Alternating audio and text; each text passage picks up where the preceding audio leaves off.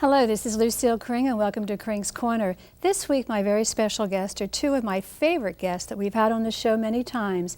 They are Ron Winship and Larry Gilbert. And as you remember from before, they have a talk show called A Cutting Edge. And they have just won some awards, which we'll get to in a minute. Thank you, gentlemen, for being back. Always our pleasure. We love being here. Enjoy spending time with you, Lucille. Good. So tell us about this award for your internet program. Well, we've been lucky enough through the years. We kicked off, in '98, and I think we've won numerous awards for web awards, but we've never won a programming award.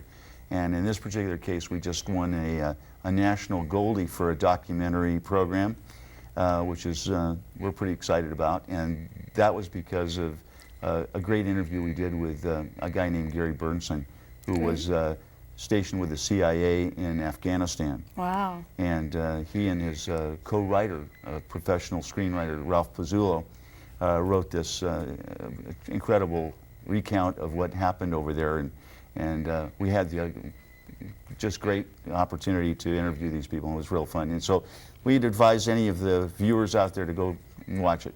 Great. That's terrific. Now, the primary election is only a couple of weeks away, and so we decided today to really look at the issues for the primary, not necessarily the issues, but the candidates, how much money is actually spent on these elections, how much money each vote costs a person, what the slates are all about, the absentee, the early voting. There's a whole range of things, and are we really getting the kind of government that we want, a citizen government?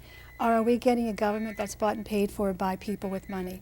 So, Larry, you have some slates here you wanted to talk about. You know, this is interesting, and all three of us have been involved in races for city council, so we surely are familiar with the slates.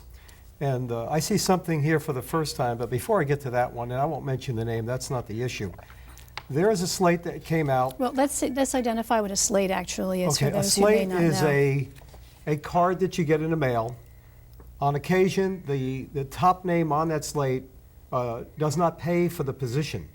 For example, if it's a presidential race, they will put the presidential candidate for free, and then other people who are also running in that same race pay to have either their name or their name in a photo added to influence the voters. It's a fairly cost-effective way to reach hundreds of thousands of people who are registered voters. Alan Hoffenblum has one of the more prestigious slates for the Republicans. There's a variety of different slates. You'll get them from a variety of different, the National Taxpayers Union, a variety of different interest groups. Right. But the one thing in common they all have that's pretty interesting is they all want money from these candidates to put their name and their message on these slates. Right, and just because it says keeping the Republican Revolution or the Taxpayers Limitation Guide doesn't necessarily mean that the people on the slate are either for limiting taxes or that they're Republican. The same with the Democrat slates. Doesn't necessarily mean they're all Democrats because the candidates pay for the slates. Let's be candid here. When I ran for city council, and I paid to be on many slates, one of them was a Democratic slate, and I'm a Republican. And everybody does it. We all do, but you have to be careful. The one that was troubling to me is that there are things that are on this slate that are sold, and you have no knowledge of that when you're asked and accept to be considered as being added. This particular one I have in my hand has 10 candidates on it. However, in addition, there is a yes on Prop 81. Now, that's not to say that these candidates support that particular ballot measure. Right. So I don't want people to assume anything when you get these in the mail. But there's something else that I've seen for the first time in this race, and I've been watching these for many, many years. I have a slate card in my hand that has ads with pictures of candidates. Ads that people pay for to get their message out. On this particular one, for the first time, it's a warning to Republican voters saying vote no on someone. Wow. So I've never seen a negative, I won't call it a hit, but in effect it is, attacking a candidate when the others pay to get a positive message out. So I think we have a responsibility as voters to engage in due diligence. Right. Do your homework. This is a good reference point, but I would not accept verbatim the materials that are here. The people responsible, though, in all truth, are the campaign managers and the actual candidates themselves. There are ethical concerns, and when I ran for city council so many times, when I put my name on a slate, I made sure that, number one, that all the candidates that were on that slate were at least a no harm, no foul to me. And number two is that all of the issues on that slate were also things that I believed in. And that may not be true for all candidates, but that's the, when it comes down to responsibility and accountability, it's got to be that the candidate's responsible for those Yeah, but part of the issues. problem with that is you don't know, or they won't That's true. tell you That's who else true. is going to be on Well, I there. never got on there unless So- they were fully disclosed. Well, that may have been years ago, but I know in recent times they don't, and they always say you have to get your money in fast because I've got 5 other people in queue waiting to put their name on this spot. That's very So true. they kind of have a gun to your head, but it is true they are very cost effective, and everybody tries to get them first out of the box. But you don't know who's coming in. I had somebody tell me that I was on a slate, which I knew, I paid for, and they said, well, do you know that this person is also in there? And I happened to say, no. And this man got very upset and read me the riot act, basically. But you do the best you can, and of course in politics, as in life, you're never going to please everybody. So you just have to move on and hope Well, for the best. this leads to another thing that's part of the discussion here I think we want to talk about, and that is that a lot of candidates are just throwing the money out.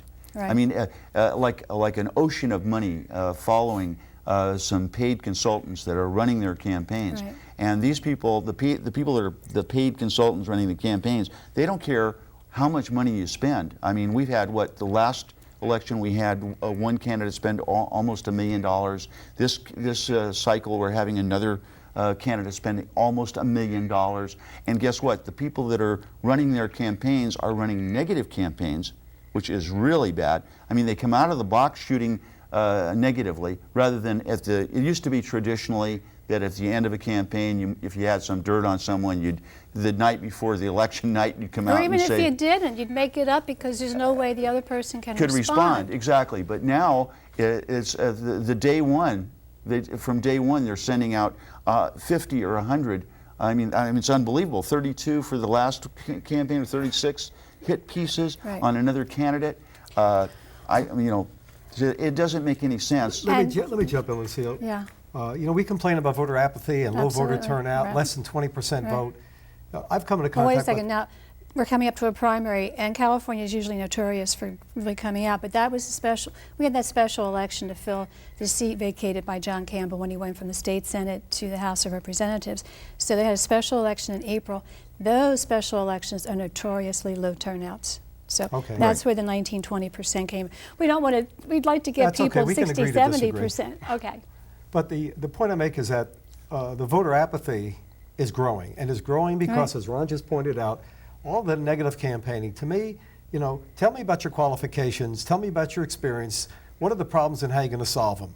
But to get into these personal attacks, and we happen to be families. voting in the 5th Right. supervisorial district, and I've got about 30 mailers with me today. Almost half of them are negative against each other. But negative counts.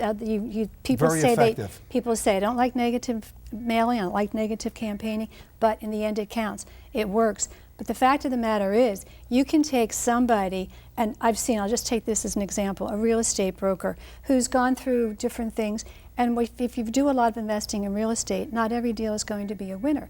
So there is something that you can pull out. It has a kernel of a piece of truth, but you can massage that and maneuver it and fuzz pictures any way you want that it comes out to be negative. And even though there's a glimmer of truth in that, 90% it's not. But people look at that and say, well, this isn't good. And instead of saying, I want to do this for the kids, and I want to do this for the taxpayer, and I want public safety and more cops, everybody uses that same cookie cutter because everybody wants the same thing. And during a campaign, what they'll do later is different. But somebody's got to come out and beat them down. Well, this is the American Idol concept. What you're talking about are a beauty contest. Right. Where the most negative things you can come up with, the Simon Cowell concept of you're ugly or your nose isn't right or I don't like the way you sing, is an example of what's going on in our society. I think it's terrifying. I think it's a terrifying example of what's going on in our society, that we're looking at the negative side of people rather than what they have done in a positive sense and why they want to run. But Larry points it out very eloquently when he says, spend $1 million and become a candidate.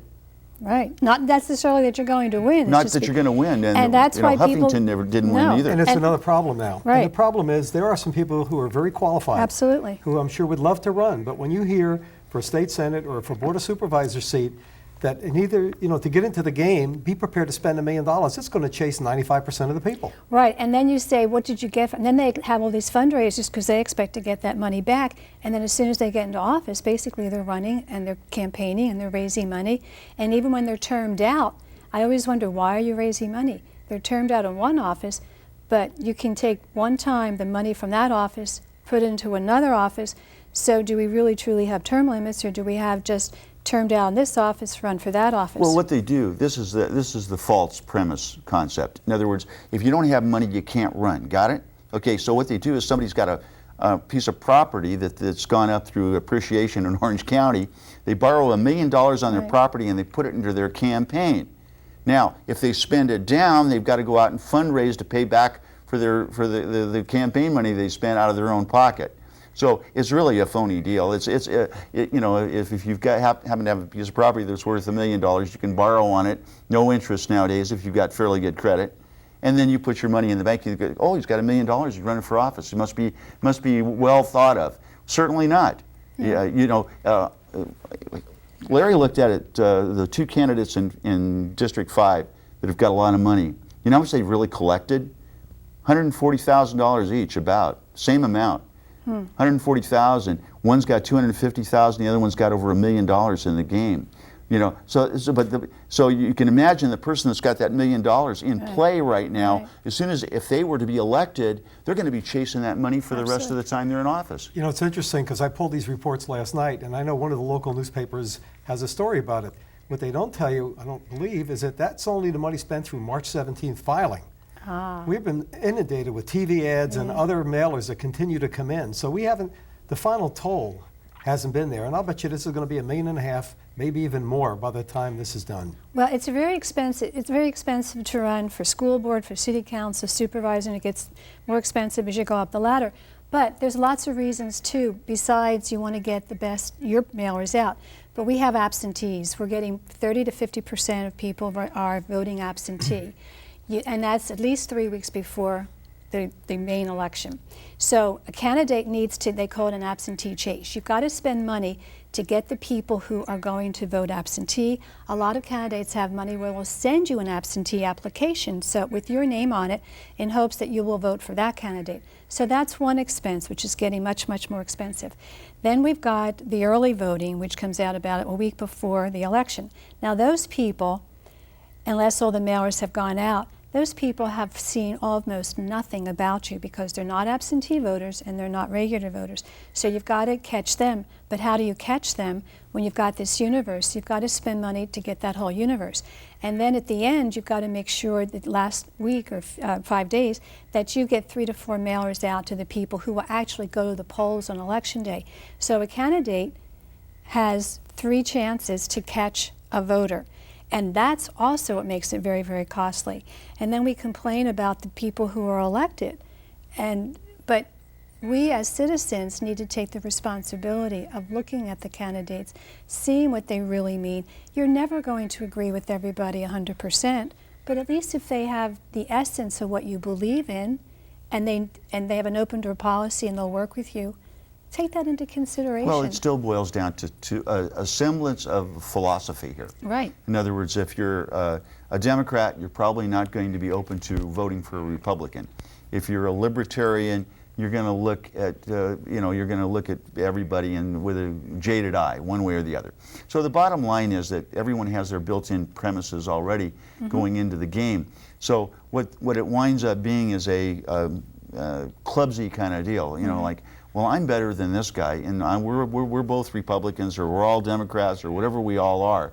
But I guess the best example is the Steve Westy and the Phil Angelides deal going on. Now, that is hilarious to watch them try to beat up on each other, and it's a joke to watch them. And who cares who wins? Obviously, they're destroying themselves, and Arnold's got a pretty good chance of beating either one of them because they're just stupid. Their campaigns are stupid. I don't think either one would. Wesley's a pretty bright guy. He can be bright as he wants, Yeah, but and you know, he's not the Angelides. brightest bulb in the pack, or he wouldn't be running the campaign he is. Well, Angelides' ads are just really more focused. It used to be just on education, and now all the unions and the Sierra Club and people like that are coming out and supporting him. And he's got more money into his coffers. And Steve Wesley obviously is an extremely wealthy man from eBay, and he is self-funding. I have an interesting thing about people who are very wealthy, and they can write the check, but sometimes they won't. They say, no, I could write the check, but I want to know that John Q. Public and Jane Q. Public will support me and write me a check. So it's an interesting concept. But what do you think of that race? Well, you know, I want to make one other point to go back to something we talked about earlier, and that is we do have First Amendment rights. And there are things that you can say, and I know there's been some temporary restraining order issues that came up, and you had one court, another court overturns it. And again, those are the things that the people are getting turned off over. Right. But there's something important that people have to recognize, that they may think of this as just as a primary election, but some of the races that are up here for June 6th, it's going to be all over. Don't expect that these races will happen again in November, especially at the county level. That's right. So it's important to get there, and whoever you vote for, make sure that you follow that responsibility and cast your votes. Right, because 50% plus one, that's the winner. There is no runoff unless the candidates, nobody gets over 50%. So it's interesting, and some of the candidates are actually running virtually unopposed. So just go to the polls Well, and do you know, your I best. got to go back to my Angelides and Wesley deal, because Angelides is like he's like that guy that has the advertisement in South County, the second happiest place on earth. You know, I mean, that's what he's running, are those kind of things with his daughters, and saying, oh, well, vote for Phil because he's a great guy and all this other jazz. And I mean, it's just so terrifying to watch and think to yourself, this man could be our governor. My God. You know, it makes Gray Davis look like a real hero, doesn't it? And then you turn around and look at Phil Westy, and he says, "Well, you know, I'm a Stanford guy." Right, I've taught school. Big deal. Welcome to the universe, you know, of university elitism. Oh, well, I guess we won't have any problems with getting the University of California funded, will we? Oh, cut it out. I mean, these are the things that are just upsetting to me, that you see go on in insulting people's intelligence. And that's the part of all this campaigning, whether it's negative against negative or whatever it is, that it's bothersome. And that's why people get turned off by the process. They go, God, why do I have to watch this? You know, I mean, one of the best ads that I've seen, really, on all of these shows, all these candidates have been running, is Keith Richmond. And the reason why he was good, and it doesn't offend me, is he said, hey, I used to be successful, then I got into politics. You know? And I could probably Now I'm homeless, why? I can probably Yeah, Keith is a doctor. I could possibly be really successful doesn't in need this this job. too. You know, and it makes sense to you, you know. But And there's that other commercial. I'm a doctor. I work 100 hours a week, and I went into this network marketing because I mean, you got to like a guy like that. He is a nice guy. I've never. He is a nice guy. I usually TiVo those commercials. Lucille, I got to come back to something we talked about before the program, and that has to do with the subject of endorsements. Oh, yes, yes, yes. And I think on endorsements, it's a double-edged sword. For those people who are not known, and people are deciding on who to vote for, you may have an opinion of the particular people who are giving out these endorsements, and generally they're elected officials, both congressional and state level. So if you don't know the people, you say, well, if they have the endorsement of the party, if you will, then maybe I'm going to cast a vote. But it's interesting, if you look at the race that we just had to replace John Campbell in the Senate, Right. the candidate who won did not have all the endorsements. No. Now fast forward to this primary coming up where people are voting today, and we have a similar picture here where we have two of the four candidates that are running for the fifth seat to replace Tom Wilson, who's term limited out. One of them has unbelievable number of endorsements, and the other one doesn't. I'd be curious to see how much weight those endorsements are going to have. Yeah, but one's in the got outcome. the one that without the endorsement has the $1 million. That's correct. But then also, too, a few years, actually 4 years ago, when the fourth supervisorial seat wasn't open, there was an incumbent, and she had all the endorsements, and he had none except one little thing in Fullerton, and he beat her. Yes, he did. And I think he beat her in the primary.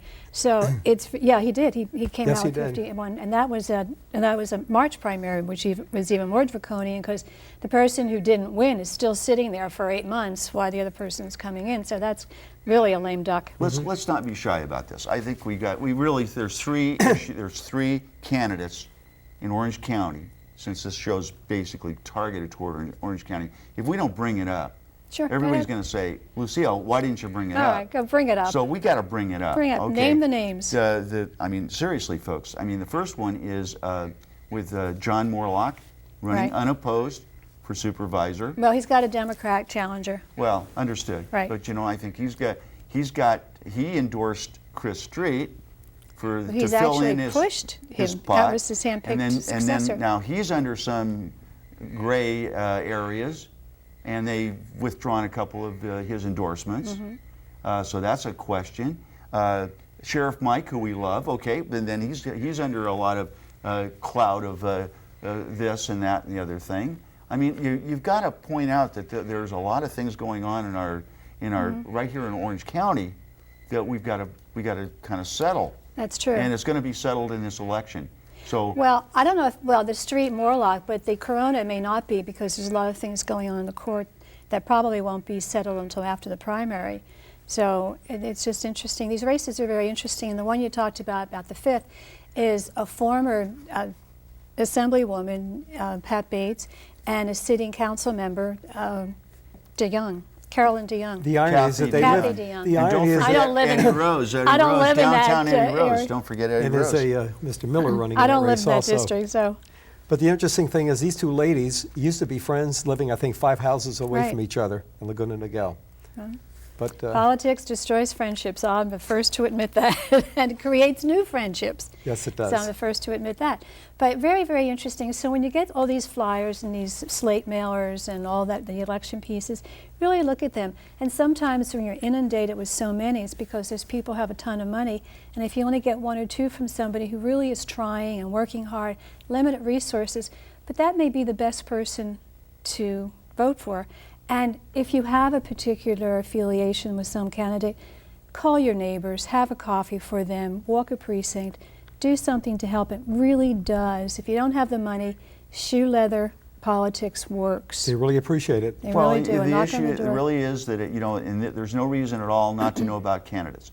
In other words, when you get this voter pamphlet, sample ballot, and you get a lot of names in there, if you have a computer, you simply go Right. to Google and you put their name in there, and you'll find either the League of Women Voters Women Voters is has great. something on them, or they have their own websites or whatever. And it's if you have any questions, go and look at what they stand for. Let me Sure. give you another Yeah. comment having to do with thank you, Ron, for bringing up the sample ballots. Again, you pay to have your candidate statement published. And on a countywide or statewide basis, that's not so cheap. So there No. may be candidates whose names don't appear in this book. Don't rule them out because they didn't spend the money to put that statement in there. And I'm thinking of one race, Nancy Padberg is running for judge in the fourth district area, or whatever it's called. I happen to know her because she serves on the South Orange County College Board. She's also been a member of my Republican Assembly. But my point is that the fact that there may not be too much materials here, again, engage in due diligence and go check these people out. Don't just accept what's in this booklet or what you hear from a neighbor. Yes. Do your own homework. Because these people will be in your life for 2 to 4 years, so it's really important. Once a person gets elected to an office, it's really hard to get them out because they have the power of the incumbency, so really do it. One public service message I've got to give, and this is on the for all of those people that have gotten the California primary election ballot flyer in the mail. Okay, the best I've ever seen on page 25 on ballot measures defined. And I advise everybody to go and understand what these ballot measures, how they operate, and how they work. And it's a very, very neat thing that the state finally actually defined the different types of ballot measures and initiatives that we face every year. Okay, go ahead. Let me jump in and talk about, I won't talk about 81 and 82. I'm voting no on both of them. I want to talk Good about choice. Orange County Measure A, which is Yeah, I was critical just for going me. to say, yeah, we have a couple of minutes left. Okay. Measure A was approved by the Board of Supervisors unanimously. I was at that meeting when they took that vote, And it's to Eminent protect domain, property right? rights, and it's Is it? eminent domain. All right. Yeah. Oh, that's And it was critical. brought forward by Yeah. Supervisor Chris Norby. Right. Now, I would share with you that Senator Tom McClintock tried to have a constitutional amendment, Right. which It sadly failed. SCA 20 did not get out of the Judiciary Committee. We have an initiative floating now. In fact, there's two. One of them, I believe, may have just qualified. They're going to count the signatures. We've got maybe 1 million signatures, thanks to all the people in the state that signed and But sent that them won't be in. until November. And that will be on the November election to protect property rights. But right now, we need to send a message. And the way you send a message, if you want to protect, be it your home, your neighbors, a local church, whatever it may Okay. be, a friend or a family, Yeah, I Measure- urge people to absolutely. vote Measure A, Yeah. yes. If you didn't like the Kelo decision from the Supreme Court last year when they took a private property to give it to a private person, a private developer, that is totally unacceptable. This is America. Property rights are critical. Measure A simply just says it can't. They can't take your property and give it to another private Right. person. It They has to still be can take it for for a freeway public- or Right. public for use a, only. for a public. At market value, you can, and you can sue Great. governments if they don't give you market But value. we firmly support that. Okay, me too. 2 seconds left. Transportation, that was a hot button issue. Vote no on Measure M. Well, Case Measure closed. M's coming back in November, but half-cent sale that's been around, it doesn't expire until 2011. They're pushing it now, and a lot of conservatives who are anti-tax are supporting it. There is, go ahead, there's Let me enough tell you money. real quick. If you look at the pie chart, it's about $11.8 billion over a 30-year. I like this. The temporary tax still has 5 more years to go. They want another 30 on top of that. 25% of that is designated for transit, mass transit. Mm-hmm. Interesting, the Public Policy Institute generated a report, and I'm leaving a copy of it with you, Okay. Lucille. Going to wrap it up. 77% of the people in Orange County drive solo. 90% of us are in cars commuting to work. So for 2.5% of those that use mass transit, we're going to spend 25%. That's a poor use, I would think, of tax money. We need to break up the OCTA. You can't have the OCTA handling mass transit and deciding on our system of roads. And if the people voted against, and you did, you spoke up against Centerline. Centerline is on a back burner, quickly moving to a front burner. Measure M, if it passes, it's going to be on the front burner. So they are really pushing that behind the scenes. Hey, the potholes in Santa Ana, the potholes in Anaheim, the potholes in Stanton and Westminster and Buena Park aren't any better now than they were when this thing started. That's true. Yeah, Ron made that comment about a week ago. So the bottom line is, you know, that if you think that we're going to fix potholes for the next 30 years, they haven't done a very good job this last 25. Last but Okay. not least, I was on another program with Bill Campbell. I believe up to $1 billion is possible and available for the city of Anaheim and or Irvine Right. for a mass transit or another light rail. And that's great. And actually, bus system works. Anyhow, we're out of time. I just want to thank you, Ron and Larry. Again, as always, the show goes by very quickly. Come back again. We just really touched the surface. And remember, June 6th is the primary. Please be an informed voter, but do get out and vote. If you do the primary, if you do the absentee early voting, or go to the polls. So this is Lucille Kring from Krings Korner. Thank you so much for watching. Please tell your neighbors and family about the show. And until next time, make it a great week. God bless you. God bless America. And please keep our men away who are fighting around the country for our freedoms.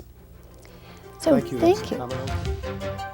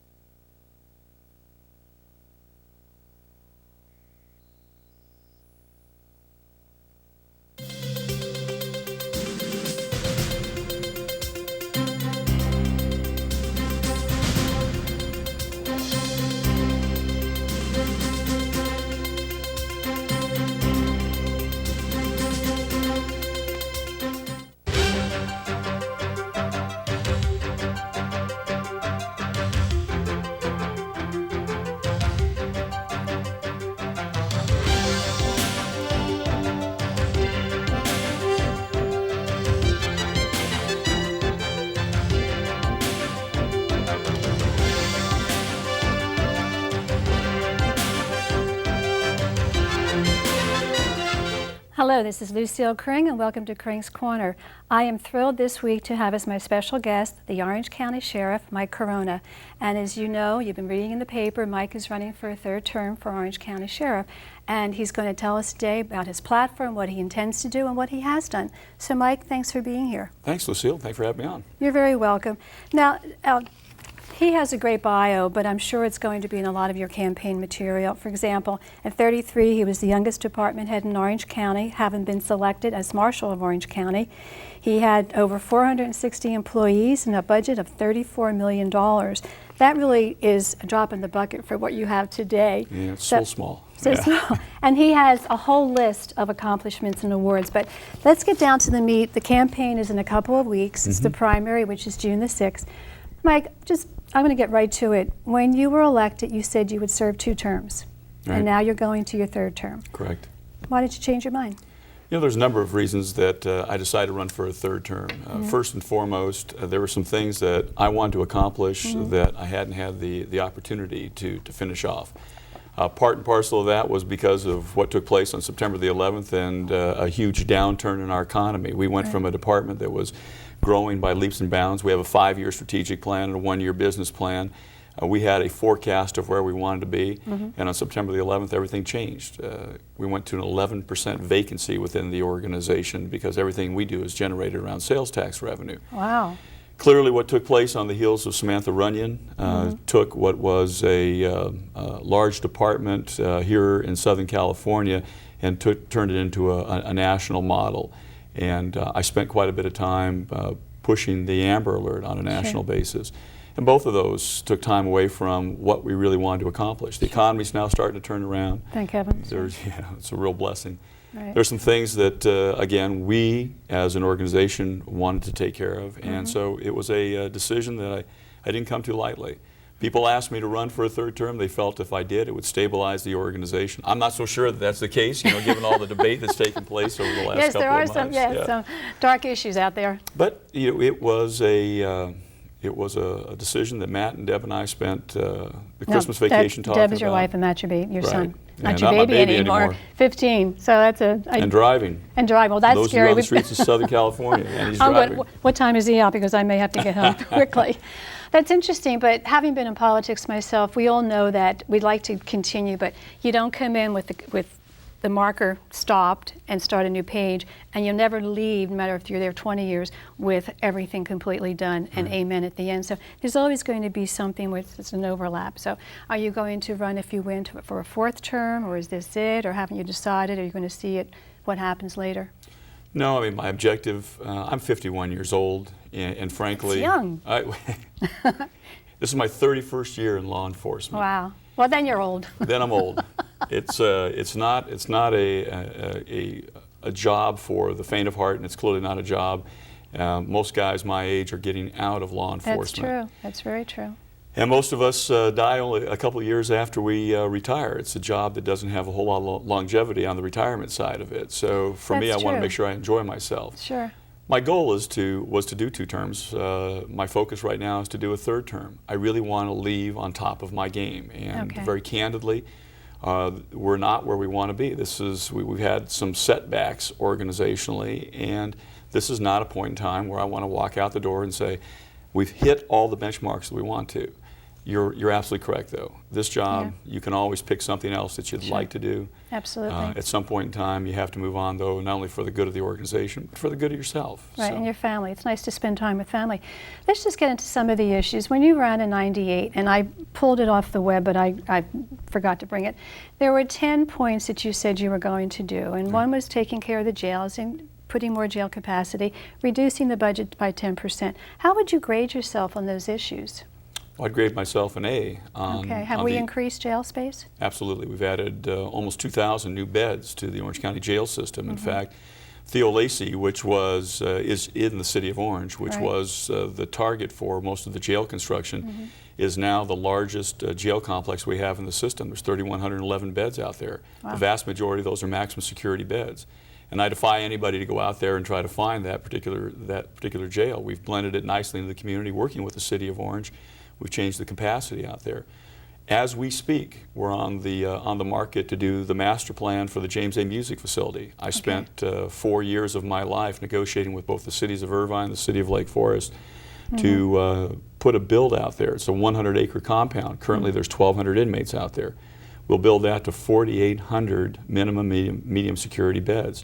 By the Nobody way, wants a jail in their neighborhood, and you can see why. But if you have proper security and it's kind of out and it's landscape, most people, as you say, would never know where it is. certainly. So, and they're needed. We always say, get those criminals off the street, and yet nobody wants a jail in their neighborhood. So Well, maybe we should do the tent city, like the guy in Arizona does. Well, I was with, you know, it's funny. I was with Joe Arpaio about a month and a half him. ago. Oh, he's a great guy. Joe's my seatmate. Maricopa County is about the same size as Orange County. We're 3.2 million people. They're 3.5 million people. I tell Sheriff Arpaio, because he's a great friend, we've had tents in Orange County longer than he's had tents. Well, that's probably true, too. I've got 800 inmates in our tents out at James A. Music Facility. Oh, my so golly. if you want cutting-edge law enforcement, we've got a little bit of all of it. But he puts his in the desert. I don't have a desert. Come on, well, you can move them out. Okay, so the jails you say are okay. What about the sheriffs? Let's go to the budget, because you said you were going to reduce the budget by 10%. Right, So and we did. You did? We made a presentation before the Orange County Board of Supervisors. My target was, the bench year was 1998, 1999. The year I Okay, took office right. was 1999. I inherited the fiscal year, as you all know, as an elected official. We go from July 1st through June 30th, so I benchmarked that against the 98-99 budget year. Not only did we reduce, it was a 5% budget reduction, which is what I said we were going to go after, and we actually exceeded the 5% budget reduction. Okay. In addition to that, we took over the Orange County Marshal's Department, my old department. There was a decision by the judges to merge the Marshal's Department and the Sheriff's Department. We were able to eliminate another $3 million just out of that merger alone. Okay. So we hit all of our benchmarks. Now, people are going to argue, well, the department's growing. Absolutely. We've added almost 2,000 new beds. If you're adding 2,000 new beds, you need more deputies to be able to handle that. If you realize we've increased the overall population of the county, we've added deputies in patrol. We've had 3 new contract cities since the day I became sheriff. On the heels of September the 11th alone, the Orange County Airport, John Wayne Airport, went from 40 personnel out there to now a full division with nearly 200 people that are employed just in the Sheriff's Department alone to meet the federal mandates. And so we've had growth in the budget, but that growth is consistent with the growth in the county. Okay, so you have more of a presence, obviously, at the airport, which you never had before 9/11. Right. You have a bigger presence at the county, at the courthouses too, because you never had that before. And now you have to walk in detector systems and everything else. Correct. How many people are manning the courthouses in Orange County? We have about 500 people that Wow. are employed in court operations between our sheriff special officers and deputy sheriffs. Okay, now going back to the jails, and you have increased by 2,000 beds, obviously. You want the criminals off the street and in a place they can't harm us. But how long do your sheriffs stay in those jails? Because I've heard that they become too hardened and then they go back out into the streets and they're pretty hardened. So isn't a quicker turnaround for them better for everybody? Certainly. I would love to be able to tell you that we've got our hands completely around the issue of jail operations, people moving to patrol. I'm going to give you a visual and give your viewers a visual.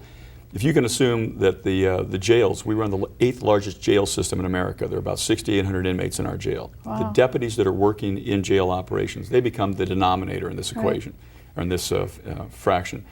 The numerator is those people going out into patrol, the number of contract cities. Now, while we've added 3 contract cities and the unincorporated area is growing a little bit, and we've added more deputies out there, there are only so many deputies who can get out into patrol. And as we increase the number of jail deputies that we have, we're going to have to increase the numerator, the number of people going to patrol. And until those numbers change, very difficult to get everybody out there. The average length of time, the average length of time in jail operations is somewhere between 2 years and 6 years. We've created a jail rotation program to get young men and women out to be exposed in jails, and we have now picked up the courts, so we have a rotational program into court operations. Okay. But you're right. It is one of those issues that for the Sheriff's Department, because we have not only patrol and investigations and court operations, but we have one of the largest jails in America, it is something that we have to think about and stay focused on. Now, how about the illegals coming through? I know you have a plan for the cops, or the sheriffs rather, to take care of the illegals, and that's in the federal courts, and that's not done yet. But how about the illegals in the jail system? Do you have them serve their time and then deport them, or what's the process there? Correct. We currently have a very weak partnership with Immigration Customs Enforcement. I think everybody does. Yeah. Well, in fact, Anaheim was. Well, we have the INS and the jail. It was the Right. It was the first city that ever did it. It's a great system. It's a great system. And we have a similar program in the Orange County Sheriff's Department, but Immigration Customs Enforcement is only there about 40 hours a week. So everybody that gets booked into our jail system gets screened, and we make recommendations to ICE for these individuals. Okay. Everybody serves their full sentence, and then they're handed over to Immigration Customs Enforcement. And so they take care of the rest of it. If they deport them or not deport them, it's up to them at that point. Mike, we only have a few minutes left, and I want to get to some issues. You did not receive the endorsement of the Orange County Sheriff's Department. How does that make you feel? These are the people that work with you. Actually, I did receive the endorsement of the Orange County Sheriff's Department. What I didn't receive was the endorsement of the Association of Orange County Deputy Sheriffs. Sorry. I have to remember, I've got a 4,200 person department, okay. and 2,500 of those are civilian personnel, professional staff that work for my department, scientists, clerks. The Orange County Employees Association unanimously endorsed me. Okay. The Sheriff's Special Officers unanimously endorsed me. Okay. It was the Association of Deputy Sheriffs that there was a split vote between myself and Bill Hunt. Okay. And Bill Hunt got the endorsement on that. Okay. And then there was some controversy about the Orange County Republican Party. You lost by 1 vote and you won by 1 vote. Does that make you feel there's not a lot of support out there for you in that particular group? Well, first of all, if you phrase it 1 vote and 1 vote, it would make your viewers think that there may not be a lot of support. Yeah. You have to remember, the first time that the vote went down, it was 65% of the people voted for me. You need a 2/3 majority to be able to get the endorsement. So that 1 vote was actually. No, I understand. It was 1 vote less than the 2/3 needed. So yeah, it was a significant majority of people that voted for time. me. Okay, and then the next time I got 72% of the vote. Yeah, so. you got 2/3 plus the 1 vote. Yeah. Okay. So what other big endorsements do you have? Because I know I've read your literature. Well, we have from Governor Schwarzenegger through all of the members of the Board of Supervisors, all the Republican Senate and Assembly members, Joe Dunn, you name it, we've got it, all the city council members. And Joe Dunn's a Democrat. Yeah. Yeah, but there's only Republicans running, so. Well, this is a nonpartisan seat. It's a nonpartisan seat, I know, but everybody knows there is no such thing as a nonpartisan seat. Correct. Just one last question, well, probably not one last question, but I've heard, and I want to ask you because you would have the answer, do you really have a contingent of people who protect you when you go out? I have what's called dignitary protection, and it's not protecting me, it's protecting any individual who has a threat against them. Okay.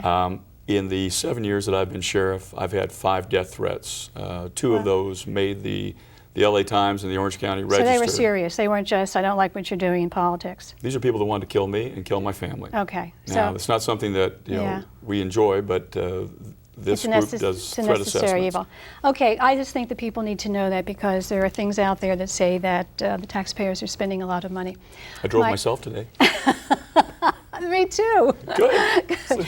Mike, it was a pleasure being here. I wish you all the best. Thank you, and we'll be right back, so stay tuned. We may get to enjoy retirement, but our old cell phones shouldn't. Recycle them. It's easy, it's free, and it's good for the environment. Hi, this is Richard Garn. Please answer the call to recycle. Let's not forget America's veterans. Log on to thankyouveterans.org and write a note of thanks to someone who served our country. A public service of Paralyzed Veterans of America. In times of peace and times of war, in times of joy and times of pain, we need them, they need us, and we need you, the USO. Welcome back to Krings Corner. My guest this half hour is Commander Ralph Martin. He is with the LA Sheriff's Department. He has been married for 30 years. He has 6 children, and he is also a candidate for the Orange County Sheriff's Department. Ralph, thank you so much for being here. Thanks for having me. Now, why did you decide to throw your hat into this competitive race? Well, I think it really happened about 18 months ago. I had a couple of friends pull me aside and ask me to really think about running for office, something I've really never done before. Very happy with my job in LA. I've got a great wife, great family. And I started analyzing some of the issues that were facing Orange County, not so much in the sheriff's office, but really in areas like budget, personnel, and future crime rates. And I gave it some thought, and they persuaded me, and I decided to put my hat in the ring. And here you are. Here Well, I am. Well, congratulations on throwing your hat in the ring. I know I've done Yes. it, and it's really a yeoman's job. It really is. But the primary, again, is June the 6th, and that's where this is very, very critical, It is. because if nobody gets 50% plus one, there will be a runoff in November. What are the issues? You talked about budget and future crime. What are the issues that are your hot buttons? Well, you know, the Orange County Sheriff's Department is the largest law enforcement agency in Orange County. And the sheriff, for all intents and purposes, is really the top cop. And what I see is some things that are not happening here is better coordination with the other law enforcement agencies in terms of sharing vital information. The sheriff should really be the coordinator of many of these things. And I have some plans in place that I think ought to be county-wide issues as opposed to individual cities or just county. Okay, and can you share it with us? Well, certainly. Sure. You know, one of the things that the current sheriff likes to talk about is the reduction in gangs and Okay. gang members. Actually, that's not true. The numbers have not decreased. Gang members are placed into a computer data system called CalID gangs. And if no gang member comes into contact with law enforcement for a period of 5 years, their name automatically drops off the list. What they don't take into account is the many, many hundreds of gang members that are also in state prison. Well, they're not going to come into contact with anybody on the street. So the district attorney and the sheriff are applauding themselves for a reduction in gangs and gang members, when in fact the system requires now that their names be removed if there's been no contact in 5 years. So it's a numbers game.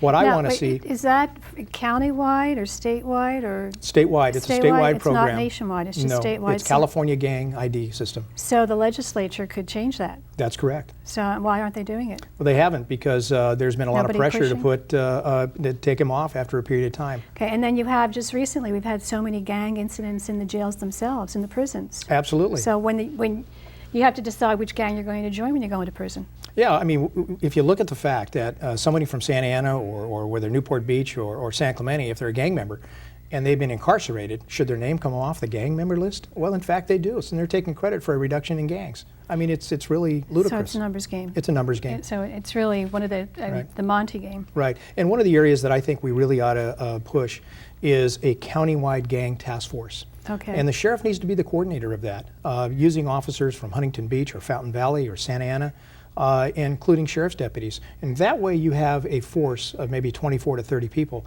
that can go to areas when there's hot spots. Right now, it's difficult for 2 or 4 gang investigators to handle an area. That's But if true. you have that task force, which I'm sure every chief of police would love to have in their city at one time or another, would be something. Add to that the fact that we ought to have a sexual predator task force. We have the ability to electronically monitor known sexual predators, whether they be serious, which is the majority of them, or high risk. You know, when we had an issue like Samantha Runyon, I want to not just throw the Amber Alert switch, but I want to be able to prevent those. If we electronically monitor and have a task force that knows where these people are, bring in issues or people from probation, parole, and actively monitor these people, they're going to know we're there. You know, it's interesting. I just want to just insert something about what I've thought about for years, the sexual predators, and there are all levels of them, but when you sexually go after a child, it's criminal activity. Absolutely. That even in prison, the good prisoners, the bank robbers Sure. and the larcenists, they don't like it, and so they have to be put in a special place. But when they come out, they can't live within a mile or half a mile of a school. They have to be monitored. Why don't we just put them in prison for life and have them off the street? I know we can't because the laws don't allow for that, but I know they say you cannot rehabilitate these people, but they are, if they made a mistake, and sometimes they do make a mistake, and some of them are rehabilitated, they never become productive in society. And isn't that, I'm not trying to be soft on sexual predators, No. but this is not an easy deal because you Yeah. want to protect the children, but then don't these people have some rights? And if they don't have rights, let's keep them in prison for life. Right, well, the one thing we all have in common, regardless of our background or our income, is that we want our children protected. Absolutely. And that is keen here. But when we know who these people are, we have the ability to monitor them. And yet, it's one of the very first things that we move away from because it is expensive. But, you know, the expense of a murdered child weighs Right. heavily on any community. Absolutely. And so if we know who they are, if they've been arrested for indecent exposure, we know that can lead to other serious things, such as rape. Now, we know that even adds to more things. So we have the ability to monitor the internet, places like MySpace.com. We need to set up more traps and we need to get these people and identify them and remove them from our society. Okay, and then also you talk about the lack of management experience. You have, if anybody wants to go to the web, you can get this information about Commander Ralph Martin, and he has a 4-point plan. So let's talk about the lack of management you feel that Mike doesn't have. Well, first of all, let me tell you that I respect Mike Korner. I mean, he's been the sheriff for about 7.5 years. He's a very nice man. He's very personable. Had an opportunity to meet his wife about a month ago. But herein lies the difference. I believe that the sheriff of the county is really the CEO of an organization, and that person sets the tenure. My days of jumping over fences and catching gang members and going after really the Tukey Williams of the world, where I was a gang investigator in South Central Los Angeles. Oh my gosh. And I used to chase the East Coast Crips and a number of other people. Those days are gone. But what I've done is, through almost 33 years, I have been placed into positions to be a manager. And so I know how to do that. I worked a patrol car in Watts. I was a gang investigator, and I've been a sergeant lieutenant. I led the largest platoon of officers during all 4 nights of the riots in Los Angeles in '92. So my field experience is second to none in terms of all the other candidates. I also oversee currently 2,000 people. Now the Orange County Sheriff's Department has 2,300 sworn members. So my division that I oversee is almost equal to the entire sworn complement in Orange County. I have a number of cities that I oversee, and I have a $220 million budget. So for Ralph Martin to step into the Sheriff of Orange County is not a great leap, as opposed to some of the other candidates like Bill and Bob, who have been line level personnel, and so they don't have the administrative background that I have. Well, that's very, very impressive. So there is no learning curve. You're in there. I'm in there. I've been trained by Peter Pitchess and Sherm Block and a number of other people that may not be household names, but are certainly really great law enforcement executives. That's great. And then you talked about the internal management culture of the Orange County Sheriff's Department. Now, talk about that a little bit. Well, the very first thing I'm going to look at, and the very first thing I'm going to do, is do an internal audit. Now, that's not just political pundency here. It's something any CEO needs to go in and look at and see how the organization really works. I've been in the sheriffing business for almost 33 years. I know how to run. I ran the largest county jail in the United States, up in Los Angeles. I've worked a busy patrol. How many inmates? 21,000. Oh inmates. my golly. Okay, so that's 63,000 meals a day, and we transport 3,000 people to court each and every day. How many do you lose on a given day? Well, I'm only kidding. It's a great question. Actually, you know how we lose some. You know how we lose them? We lose them because of paperwork. It comes back from the court. We release them. We didn't realize we should have had a hold in another court. Oh, so my gosh. we usually capture 99% almost immediately. So, but Is it probably too stupid to go and leave? Well, it's a very complex organization. I would imagine, we have 21,000. the largest court system in the United States in Los Angeles too. But largest doesn't mean necessarily best. Right. It just means I have a great deal of experience. Right. But overall, it's one of the very first things I'd like to look at is currently my Corona has 5 assistant sheriffs. Okay. I think that's 3 too many. All right. I'm going to reduce that number to 2. I'm going to appoint somebody as the undersheriff, and then create another level at no expense to the taxpayers, and maybe the commander level. The department should be divided in half between patrol and detective divisions, and then on the other side is the jail operations and the court services. Overall, it's not an overwhelming job to split it up and look at it, but there can be some cost savings there. And some of the other things is I'm concerned about is the cost of policing in one city, cost of policing in another. San Clemente pays a different rate than you do in Villa Park, and I'm not sure why this occurs. And lastly, I believe that the unincorporated area is vastly under-policed because their time responses to get to calls is greatly enhanced. So I know that there are a shortage of deputies in the county. There's a shortage of deputies in Los Angeles. One of my priorities is to go out and recruit and retain really the best and brightest that Orange County can get. Yeah, there's a shortage of police officers in most cities. I know Anaheim needs a lot of different officers, but that's right. You have to, with 3 at 50, it really helped to bring in people. And then since they're leaving at 50, you can bring in more people at the bottom end. What about the jails, though? You said you manage the largest jail in Los Angeles. I hear all the time that the officers get burned out, and then they come out of the jails and they come out to society and they're really hardened. And what is your plan to rotate them through a lot quicker? Well, there's pluses and minuses. The good thing about working in the county jail system as a young deputy is you get to learn and talk to every person who's in custody. So you get to learn their whole structure, and they do talk to you. These people in jail talk to the deputies. In Orange County, they're waiting almost 7, 8, 9 years to go to a patrol station. That's way too long. One of the areas that we need to look at is to expand the number of patrol spots and detective spots. Right now, there's almost an equal number of deputies working the courts and the jails, and they're on patrol. And by that, I mean we need to fill maybe the unincorporated area a little more and really look at contracting with additional cities. I'm not trying to put any police departments out of business, but the reality is when you contract with the county, you save a tremendous amount of overhead. Many cities spend 70–80% of their money on public safety. They can reduce that by 30–40% if they contract. That's true. They don't have the overhead, but then I think then people are so home rule, they want to have their own. So that may be a tough sell. True, but that's true. But for instance, there's 89 cities in Los Angeles County, and 41 of them contract with the Los Angeles Sheriff's Department. And we make sure that it's really a service, and we put the best captains in there just as their chiefs of police, and they stay for many years. Well, that makes sense too, because as budgets get tighter and That's tighter right. and tighter, and you've got to find money somewhere. We only have a couple of minutes left, though. What you feel that you're doing a great job? How do you feel you're doing? Is this everything you thought it would be in this campaign? I've never run for public office. I know, and it's very interesting. It is isn't interesting. I've met some great people all throughout Orange County. I've managed to bring in almost $200,000 into the campaign. That is wonderful. So that's pretty good from a little old cop from LA. Absolutely. And so we're doing very well. I have a great team. I'm very proud of them. I have from day one told them that I wanted to keep it above board. Sure. I did not want to do a lot of negative campaigning. I have attacked some of the issues. Well, I don't think that's negative campaigning. I think if you're attacking a person on the issues, and I wouldn't even say attacking, I would say pointing out the deficiencies and Right. issues. But when you become personal and you're attacking the person itself or their Right, family, I right. think that's Well, that's not in my below- character. I no. don't do that. I'm not an ad But hominem kind of guy. So. What are some of the other issues that you feel are not being addressed with the current administration? Well, some of the areas, as I previously mentioned, there's really the chiefs of police and the sheriff. I don't think they're on the same page right now. Okay. And I think this started out when Mike was the sheriff. He sent George Jaramillo to many of these meetings. I believe it became very abrasive, and the chiefs got turned off by it. So the communication at that level. On the level of the police officers and deputies, I think it's fine. They're Okay. trying to coordinate as best they can. But I'm not going to come in and try to tell the chiefs how to do their job. I want to work no. with them. When you think about it, Yeah. 20 of the 34 cities or so have their own chiefs of police.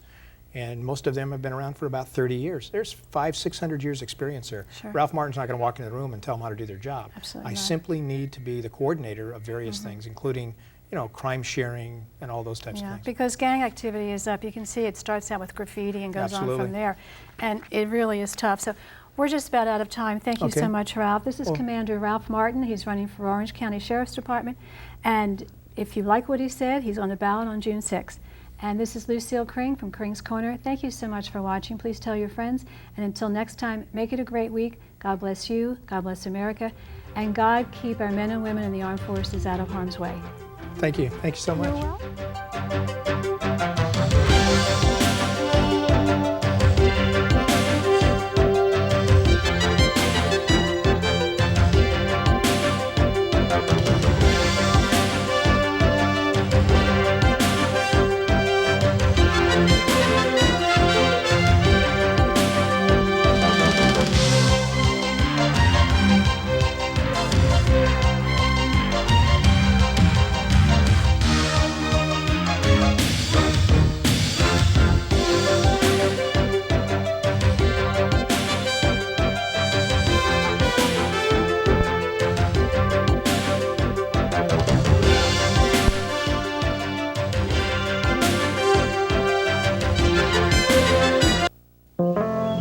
Here, kitty, kitty. Here, You'd think it would be kitty. easy to tell which kids have trouble with their eyesight, but that's